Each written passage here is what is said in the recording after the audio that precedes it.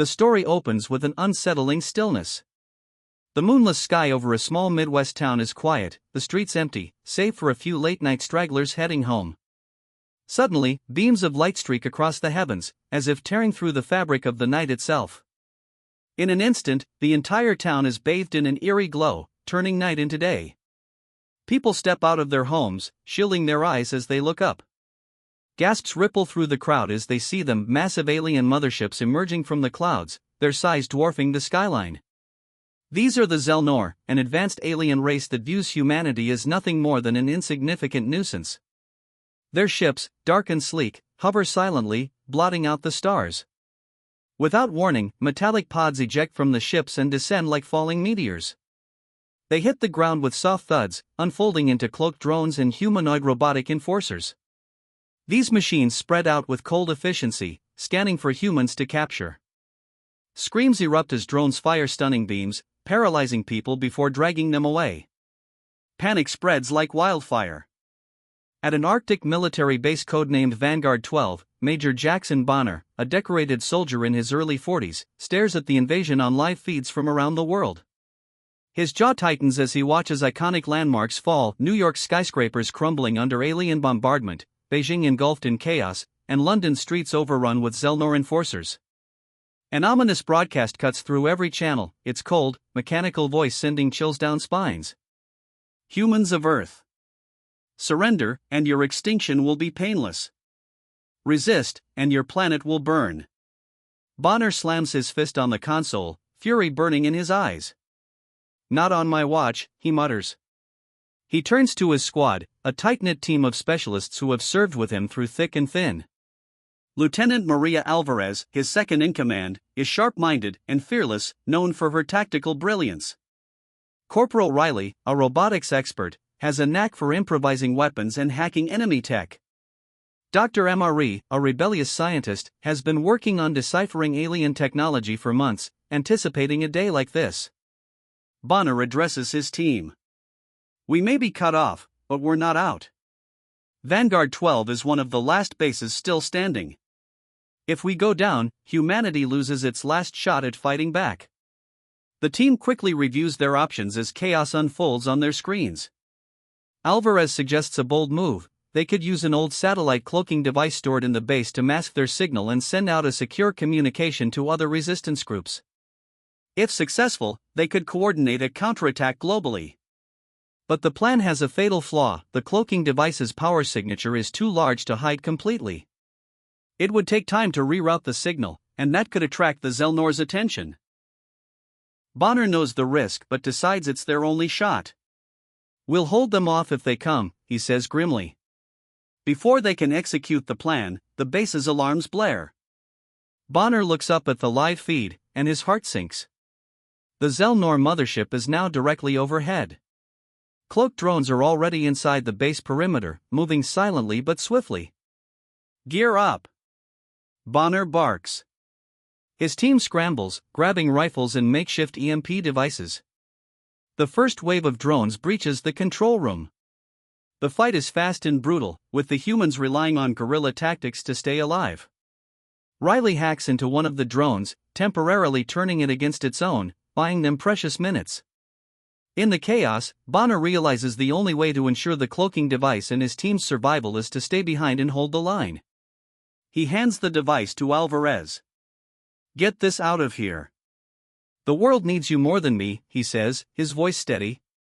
No, Major, Alvarez protests, but Bonner silences her with a look. That's an order. Go! A hero's sacrifice.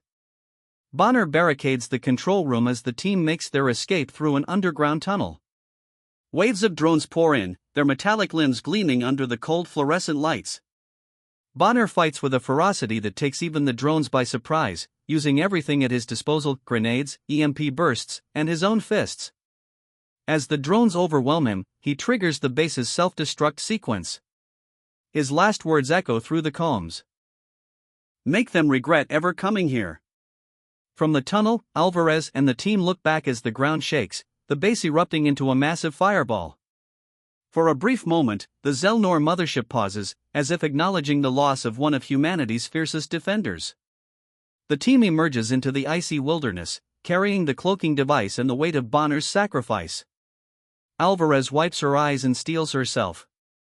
"We fight for him. We fight for Earth," she says, her voice firm. As the camera pans out, the Zelnor mothership looms ominously in the sky, setting the stage for humanity's defiant resistance. The camera shifts to the aftermath of the Arctic base's destruction. Bonner's squad is on the run, trudging through the ruins of once thriving cities now reduced to smoldering rubble. The air is thick with smoke, and the cries of the injured echo in the distance. Massive Zelnor ships loom in the sky, casting long shadows over the devastation. It is a grim reminder of humanity's desperation. Lieutenant Maria Alvarez, now the squad leader, takes charge with a steely resolve. She is determined to honor Bonner's last stand by keeping the resistance alive. Gathering a small group of survivors, Alvarez begins rallying underground cells scattered across the wasteland. These are ordinary people, teachers, mechanics, and students united by a shared determination to fight back. Standing on the remnants of a crumbled bridge, Alvarez delivers an impassioned speech. "We may not have their technology or their numbers, but we have something they'll never understand: our will to fight, to survive. For every life they've taken, we will take 10 of theirs. They will regret the day they set foot on our soil." Her words ignite a spark in the crowd. The resistance begins to take shape. The newly formed resistance starts mounting small but effective strikes against the Zelnor. Using Bonner's stolen cloaking device, Alvarez's team stages ambushes, targeting alien patrols in urban wastelands. One such scene unfolds in the crumbled remains of a skyscraper. Cloak drones hover through the debris, scanning for survivors, but Alvarez and her team, hidden under makeshift cloaks, strike from the shadows. EMP grenades disable the drones, and the resistance fighters swiftly dismantle the patrol, leaving behind no trace of their presence. In another daring mission, the team infiltrates a heavily guarded Zelnor outpost. The plan is risky: steal advanced plasma weapons to give humanity a fighting chance. Alvarez and Dr. Ree lead the operation, using stolen cloaking tech to bypass guards. They make it to the armory, but as they load up the weapons, an alarm blares. Zelnor enforcers swarm the base, leading to an intense firefight. The humans barely escape, setting off explosives as a distraction. The Zelnor's overconfidence. High above the chaos, the Zelnor Empress Veridhel observes the Resistance's growing defiance. She watches a holographic report from her advisors, who express concern over humanity's resourcefulness. They adapt too quickly, one advisor warns. Their unpredictability is a threat. But the Empress dismisses the warning with a cold smile. They are mere insects, she sneers. Let them scurry. Their efforts will mean nothing in the end. Her arrogance blinds her to the reality that humans are not just surviving, they are learning. They are evolving. In one heartbreaking mission, the Resistance attempts to evacuate survivors from a crumbling city. Among them is a young boy, no older than 7, trapped beneath rubble. Corporal Riley, the team's robotics expert, refuses to leave him behind. While the others cover him, Riley uses a repurposed Zelnor drone to lift the debris, freeing the child. But the act comes at a cost. A nearby alien enforcer fires, striking Riley in the chest. He collapses, blood soaking his uniform, but he manages to push the child toward Alvarez. "Get him out of here," Riley gasps, his voice fading. Alvarez and the team are forced to retreat, carrying the boy to safety. From a distance, they watch as the Zelnor sweep through the area, leaving no survivors. Alvarez clenches her fists, tears streaming down her face. Back at their hideout, Alvarez gathers the team around a flickering candle. She places Riley's dog tags on the table and speaks softly but firmly. "He gave his life for us. For this fight. We can't stop now. We won't stop now. They've taken too much already. It's time we take it back." The Resistance has been fighting tooth and nail against the Zelnor, but they're still at a severe disadvantage. Despite their victories, the aliens' superior technology has kept them in control. That is, until Dr. Emma Ree uncovers something that could change everything. After weeks of studying the alien tech, she decodes the Zelnor's AI system, discovering a fatal flaw: there is a single command hub in orbit that controls the entire fleet. If destroyed, the Zelnor motherships would lose their coordination, throwing their entire operation into chaos. The implications are huge. Without the command hub, the Zelnor would be vulnerable, their ships aimless and confused. But getting to the hub is another matter entirely. The orbital station is heavily guarded, protected by an army of drones, and surrounded by layers of advanced security. For the Resistance, this mission will be their boldest and their most dangerous. As the team discusses their options, Lieutenant Maria Alvarez steps forward. "We've fought tooth and nail so far. This is our chance to level the playing field. To infiltrate the command hub, they need a ship that can avoid detection. The solution is a refitted old human shuttle, an aging spacecraft nicknamed the Valkyrie. The shuttle was once used for low-orbit reconnaissance but is now upgraded with stolen Zelnor cloaking technology. Dr. Ree works tirelessly with Corporal Riley's help to install the alien tech, making the shuttle almost invisible to enemy sensors. It's a dangerous gamble, but it's the only option left. The team begins their journey to the orbital command hub, silently hurtling through space in the Valkyrie. Tension builds as they approach their target, the massive Zelnor command hub hanging in the void like a floating fortress. The hub is surrounded by armed enforcers, scanners, and traps, and they can't afford a single mistake. Alvarez leads the team as they sneak past the outer defenses, cloaked under the Valkyrie's stolen tech. The mission is tense, every second a risk. As they breach the station's atmosphere, they're almost caught by a patrolling drone. Alvarez gives the signal, and Corporal Riley quickly disables it with a well-placed EMP. The station's alarms blare, but the team pushes forward. Once inside the hub, they face fierce resistance. Zelnor enforcers are everywhere, heavily armed and unyielding. The team is outnumbered, but they fight with everything they have. Alvarez and Corporal Riley take the front, using their agility and knowledge of the enemy's tech to disable the enforcers. The close-quarters combat is brutal. Punches are exchanged, knives are drawn, and blood is spilled on the cold metal floors. Alvarez's leadership is relentless, pushing the team forward with each brutal fight. Meanwhile, Dr. Ree navigates the hub's inner systems, working feverishly to overload the power core that controls the entire structure. The clock is ticking. If she fails, their entire mission will be for nothing. As the team fights their way deeper into the heart of the station, Dr. Ree faces her own challenge, a final set of encrypted codes that will allow her to trigger the overload. She hesitates for a moment, knowing the cost of her actions. This isn't just about destroying the hub, it's a one-way ticket. Overloading the core will kill her in the process. But there's no other choice. With one final push, Dr. Ree cracks the code and activates the overload sequence. The power core begins to glow, humming with dangerous energy. As the team struggles to hold off wave after wave of Zelnor enforcers, Dr. Ree takes a deep breath. "I'm sorry," she whispers to herself. She hits the final key, triggering a massive explosion. The entire station shakes, alarms blaring in warning. The destruction of the command hub sends a ripple through the Zelnor fleet. The motherships suddenly lose coordination, their movements becoming erratic. The Resistance's global network kicks into action. From every corner of the Earth, coordinated attacks begin. Cities rise up, people fight back, and the tide begins to turn. The Valkyrie and the team narrowly escape the explosion, barely making it back to Earth's atmosphere. As they look out at the chaos below, they know the battle is far from over. But for the first time in months, they can see a glimmer of hope. The Zelnor may have underestimated humanity, but now, the Resistance is stronger than ever.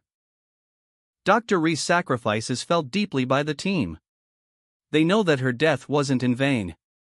With the Zelnor motherships faltering, humanity's fury is finally being heard. The war is far from over, but for the first time, the odds are in their favor. The Earth is in chaos. After the destruction of the Zelnor command hub, the motherships are falling into disarray, their once unbreakable strength now a shadow of its former self. The Resistance knows this is their last chance to strike a decisive blow. With the remaining survivors of Bonner's squad, Lieutenant Maria Alvarez takes command for the final push. The team is ready to bring everything they have left. Their target, the primary Zelnor mothership, the heart of the alien fleet. It's a massive ship, larger than anything humanity has ever seen, but now, it's vulnerable, weak from the loss of its central command and the disarray among the fleet. They can't afford to waste this opportunity. In a daring move, Alvarez steals a sleek, advanced Zelnor fighter. The ship's sleek design and powerful weapons make it the perfect weapon for the mission ahead. As she climbs into the cockpit, the team watches from the ground. The fighter is their key to breaking into the mothership's defenses. The plan is simple: Alvarez will create a distraction in the skies, drawing fire away from the team while they infiltrate the mothership's core. The moment she blasts off into the air, a wave of enemy fighters swarms her. What follows is an epic aerial dogfight. Alvarez twists and turns through the sky, dodging plasma blasts and enemy missiles. The tension is palpable as she weaves her ship in and out of the clouds, narrowly avoiding deadly fire. Each time she makes a move, the enemy responds, but Alvarez is relentless. She channels everything, every battle, every loss, into this fight. Her movements are sharp, calculated, as she shoots down enemy ships one by one, clearing a path for her comrades. Back on the ground, Corporal Riley's memory and Dr. Ree's sacrifice drive the team forward. Their mission is clear: breach the mothership and destroy its core reactor, the only way to stop the Zelnor for good. They infiltrate the massive vessel, using the stolen alien tech and their knowledge of its inner workings to make their way to the heart of the ship. As they reach the central chamber, the doors slam shut behind them. There, standing before them, is Empress Veridhel, the leader of the Zelnor, her cold, calculating eyes staring down at the team. Her expression is one of disdain, as if she cannot comprehend how humans have come this far. "You think you've won," she sneers. "You think you can defeat an empire that spans galaxies?" Alvarez steps forward, her face steely with determination. "You thought we were weak because we didn't have your tech," she says, her voice steady but full of conviction. "But we have something you'll never understand: our will to survive." Veridhel smirks. "Survival is not enough," she says, raising her hand to signal her enforcers. But before she can act, the team is already on the move, launching a desperate and violent attack. Gunfire echoes through the chamber as they fight through wave after wave of alien forces. But every second counts, and they can feel the weight of time pressing on them. As the battle rages on, Alvarez and the team make their way to the reactor chamber. The energy readings are off the charts, and the countdown has already begun. The only way to destroy the mothership is to overload the reactor, but doing so will mean certain death. In a last-ditch effort, Alvarez sets the charges on the core reactor. The blast will take out the entire mothership and stop the Zelnor once and for all. But there's a catch: she won't be able to escape in time. The ship will go up in a fiery explosion, and no one will survive. Her team protests, but Alvarez is resolute.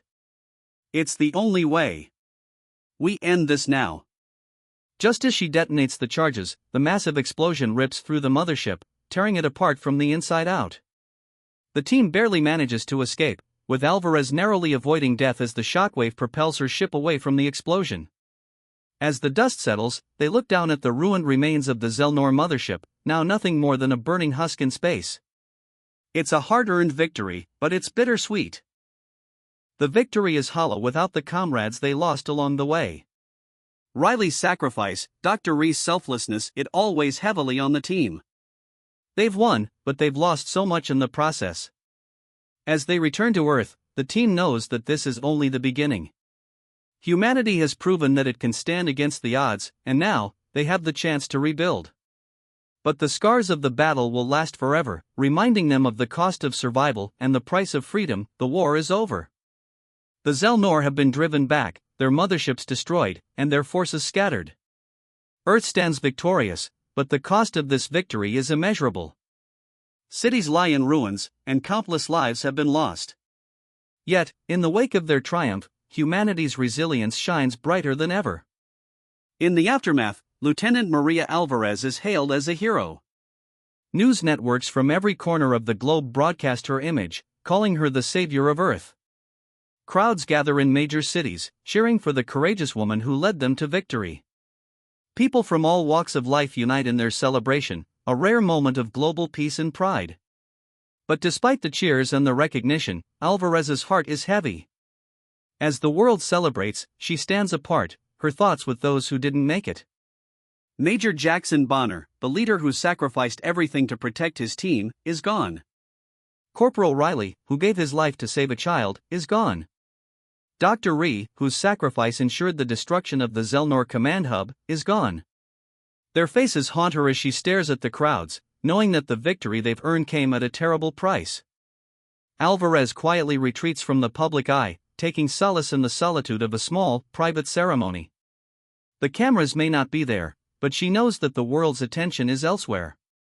She stands alone before a simple memorial, the dog tags of Jackson Bonner resting in her hand.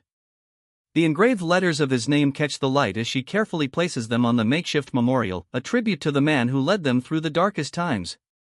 In that moment, Alvarez reflects on everything they've lost, and the sacrifices that paved the way for this new dawn. She knows that Bonner's spirit, along with the courage of everyone who fought, lives on in the future they've saved. She whispers softly to herself, "You didn't die in vain." As the rebuilding of Earth begins, a final message is broadcast across the galaxy. The world pauses as Alvarez, dressed in simple military attire, steps before a camera.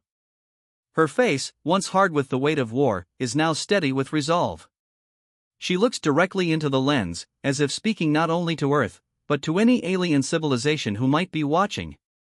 Earth stands united, she begins, her voice calm yet unwavering. We have faced your invasion, and we have endured.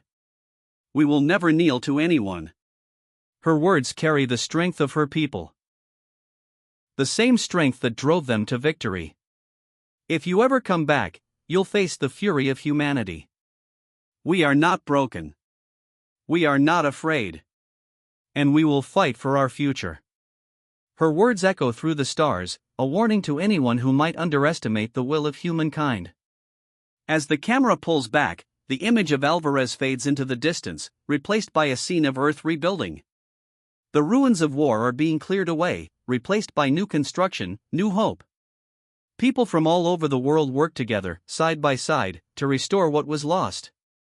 The scars of war are still visible, but the spirit of unity and determination is undeniable. Alvarez returns to the memorial site, standing tall before the makeshift tribute to Bonner and the others. She takes a deep breath, her resolve unwavering. The world may have been shaken, but humanity has emerged stronger, more unified than ever before. She knows that their fight isn't over. The future may be uncertain, but Earth will always stand ready to protect itself from any threat. The camera pans out as she stands, gazing at the horizon. In the distance, a new world begins to take shape, a world of hope, unity, and the enduring legacy of those who sacrificed everything. Alvarez's vow to protect Earth's future is now a promise, one that will be carried forward by all those who remain. And as the screen fades to black, the final message is clear: humanity is no longer an underdog. They've shown the galaxy their strength, and they will never back down.